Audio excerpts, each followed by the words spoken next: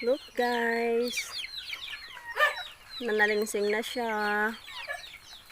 1 week na siya gintanong ko da.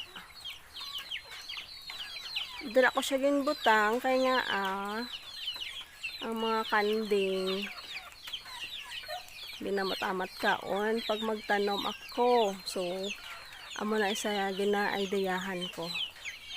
Di ba? Ayos man. 1 week na guys.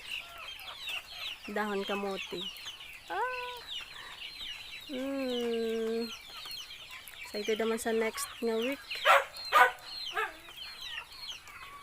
Hindi siya maabot ng kanding, oh. Taas. Mga babies.